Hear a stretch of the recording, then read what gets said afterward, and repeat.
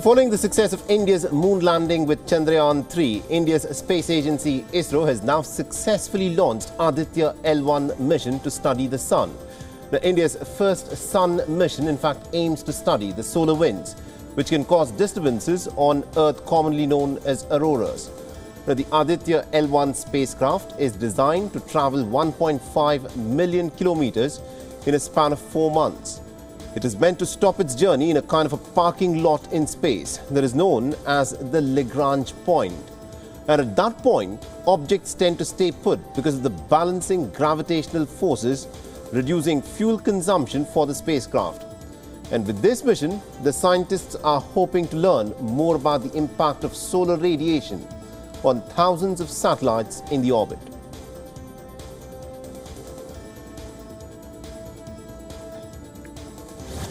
Launches.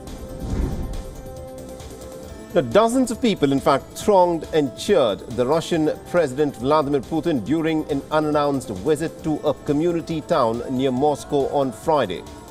Now, Putin is said to have ancestral ties with this town. A video posted by the local news site showed dozens of residents flocking to the president after he emerged from a car in the town square at dusk.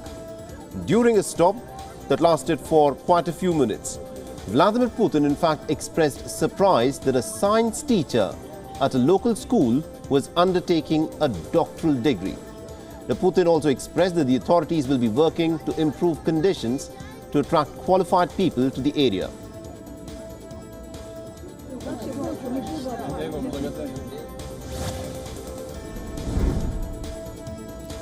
The Russian President Vladimir Putin has said that Moscow is planning to allocate about $20 billion from the federal budget over the next 2.5 years to the annexed Ukrainian territories.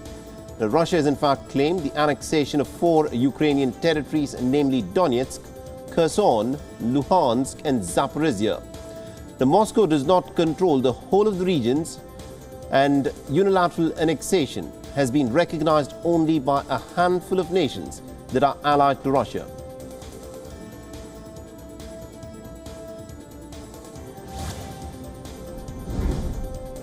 The Ukrainian President Volodymyr Zelensky is expected to attend the annual gathering of the world leaders at the United Nations in New York this month. During a press conference on Friday, Albania's United Nations ambassador, whose country holds the Security Council presidency for the month, said that Zelensky in fact may visit an in-person Security Council meeting. The meeting on Ukraine is one of the 2 signature events that Albania plans to organize during its presidency. Now, the Security Council has about 15 members, and its primary responsibility is the maintenance of international peace and security. The Security Council meeting on Ukraine is due to be held on the 20th of September.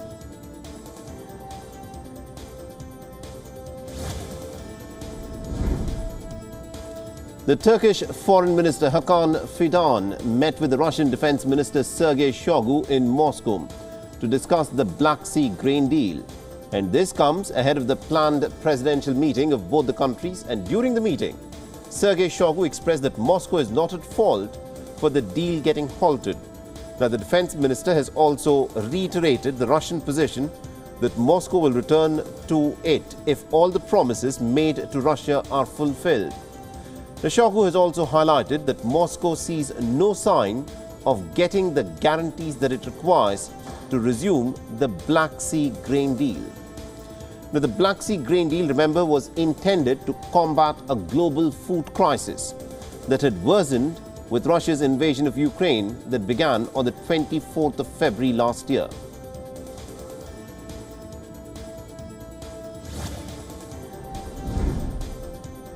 Now, forced to shield school children from the threat of missile or drone attacks, Ukraine's metropolitan city of Kharkiv has now set up classrooms in metro stations underground.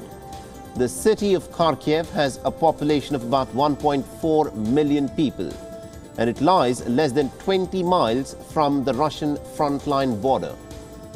Now, Kharkiv's schools have been forced to teach online throughout the war, as many Russian missiles can reach the city in less than a span of a minute, and this does not give them enough time for children to take shelter. Now, more than 1,000 children will now be able to study in person in about 60 classrooms that have now been specially built underground for this purpose.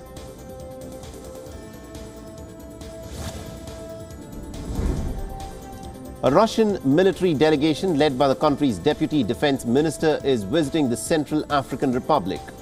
Mercenaries from the Russian private military contractor Wagner Group have operated in the Central African Republic since 2018. The mercenary group has in fact helped President Faustin Archange Touadera in fighting against the rebels and also extending the Russian influence in the mineral-rich nation. Wagner also owns quite a few assets, including a gold mine. However, Russia's mounting influence across Africa has worried a lot of Western powers, predominantly the United States and France. But many have highlighted that Wagner's presence in the Central African Republic and elsewhere in Africa is still unclear, since Wagner's leader Yevgeny Prigozhin was killed in a plane crash in Russia last week.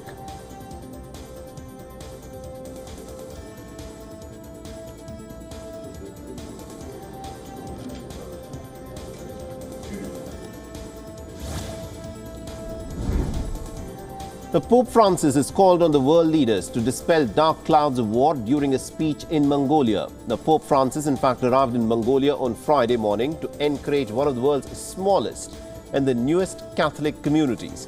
On his first working day in Mongolia, Pope Francis, in fact, delivered a speech to the government officials and to the diplomats. In his speech, Pope Francis also spoke of the threats to the environment.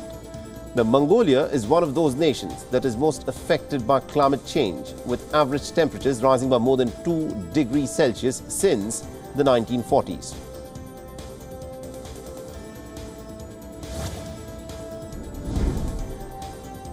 The Ohio Police Department has released body camera footage showing an officer fatally shooting a black pregnant woman.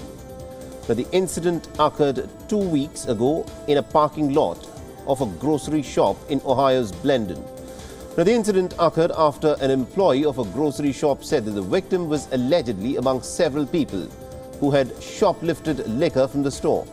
And both officers, who the department has not publicly identified, have been placed on administrative leave. Now, the Ohio Bureau of Criminal Investigation is conducting an investigation into this matter.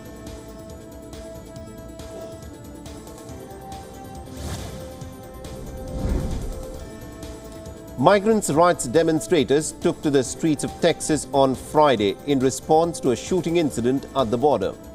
The people, in fact, demonstrated against the Texas government's Operation Lone Star, aimed at curbing undocumented migration. The protests took place at the El Paso, where demonstrators rallied against Governor Greg Abbott's anti-immigration policies with placards and slogans. Now, the protest was in fact fueled by an incident where a Mexican man was wounded by a firearm in a border city by a soldier. An Operation Lone Star was launched by Governor Abbott in 2021 to curb the undocumented migration by deployment of thousands of National Guard troops at the borders.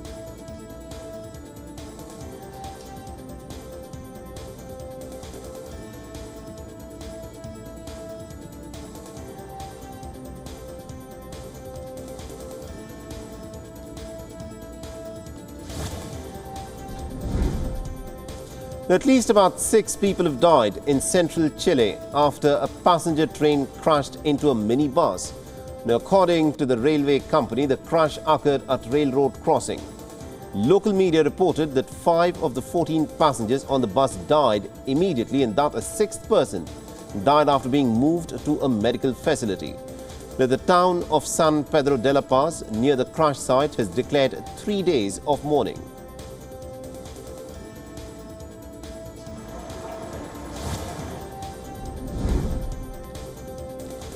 Representatives of about 14 Western creditor nations have grouped in the Paris Club to come up with a debt agreement for Cuba. Now, the import-dependent nation is expected to default on payments for a 4th consecutive year. The 2015 Paris Club agreement had forgiven $8.5 billion of $11.1 billion in terms of sovereign debt that Cuba had defaulted back in 1986. Now, Cuba had agreed to repay the remainder in annual installments until 2033.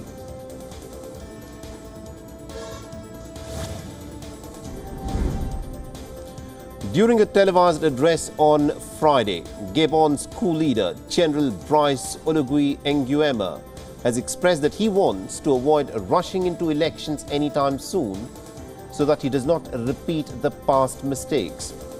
The military officers led by General Nguema seized power on Wednesday immediately after the election results. Now, the army officers placed President Ali Bongo under house arrest, and the takeover has ended the Bongo family's 56-year-long reign in the country. The Western powers have condemned the military takeover. The Central African Regional Bloc has urged the partners led by the United Nations and the African Union to support a rapid return to constitutional order. The Gabon's military takeover is the 8th coup in Africa in the last 3 years.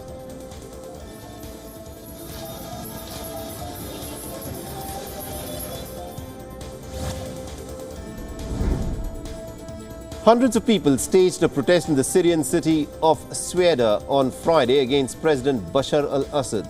Now, the demonstration capped nearly 2 weeks of protests which had erupted over poor living conditions, but have now spiraled into renewed calls for political change.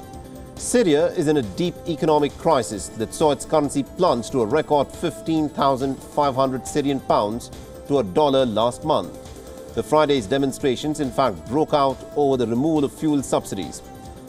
Open criticism of the government has remained pretty rare, but as the economic situation has gotten worse, the discontent has now gone public.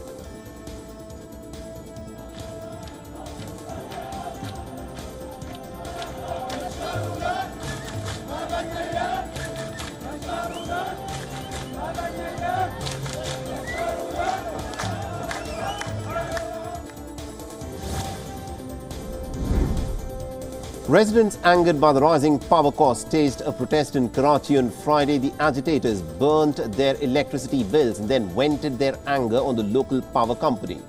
The scores of shops and markets, in fact, were closed as part of the protest. Now, the massive increase in the price of electricity has triggered major agitations across the country. The caretaker Prime Minister Anwarul Haq Kakar has promised relief. However, his cabinet has expressed that slashing bills will actually jeopardize an IMF loan program.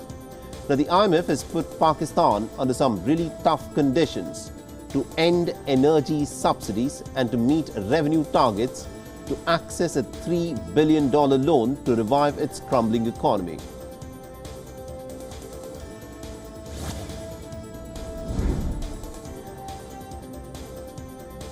Hundreds of Haitians staged protest in the capital city of Port-au-Prince on Friday in a sign of deepening chaos, as armed gangs continued their overnight attacks, signaling a worsening chaos.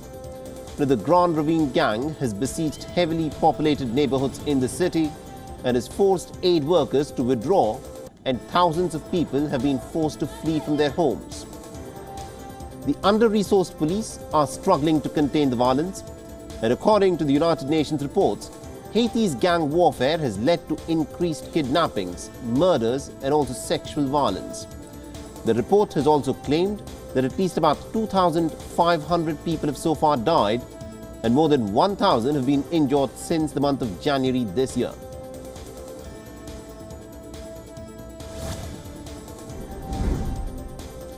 The police in South Africa have reportedly killed 18 people suspected of robbery during a shootout in Limpopo province. The suspects were believed to be planning a cash truck heist and were responsible for carrying out similar crimes in the province. The cash truck heists have been taking place regularly in the crime-ridden nation. Last year, the police had killed 10 suspects in a cash-in-transit shootout with the police after the police helicopter was allegedly fired upon by these robbers. Now, one of the pilots was injured. The police have claimed that they are clamping down on serious and violent crimes throughout the country.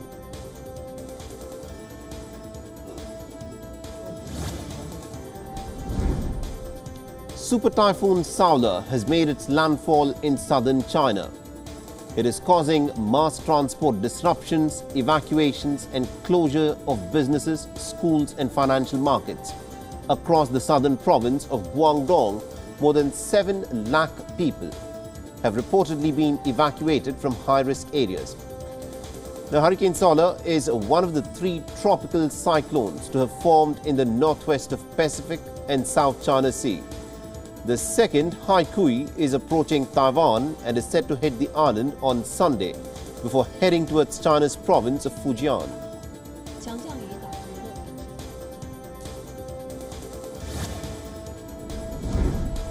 And preparations are in full swing throughout Taiwan in anticipation of Typhoon Haikui. The typhoon is all set to make its landfall in the southeastern coast of Taiwan on Sunday. Firefighters cordoned off the risk areas and patrolled ports as well as beaches to urge people to stay away. However, Typhoon Haikui is weaker than Saula, which made its landfall in southern China. Now, Taiwan's 2 main domestic airlines have cancelled all their flights for Sunday, and the government has warned people to stay away from the beaches and mountainous regions.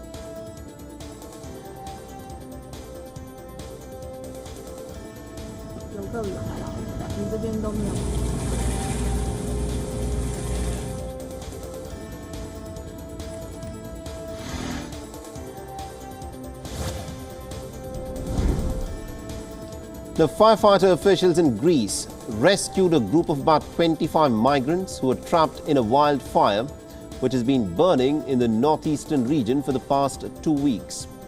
Now, this year, Greek wildfires are said to be one of the deadliest in Europe.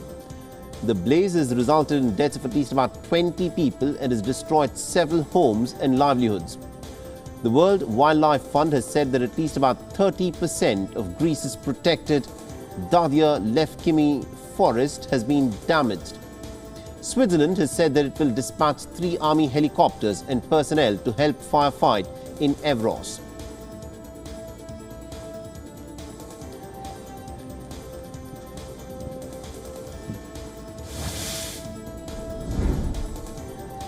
A rescued loggerhead sea turtle has returned to the sea in Florida Keys. She received a fond farewell from onlookers after she recovered from injuries that were sustained in a trap line. Tina the turtle, as she's been dubbed by the area's turtle hospital, was rescued in the month of July. Now, she was spotted with a trap line around her neck, estimated to be about 40 years old and weighing a pretty handsome 90 kilograms. Tina will return to the wild with the hope of helping repopulate the endangered loggerhead sea turtle species.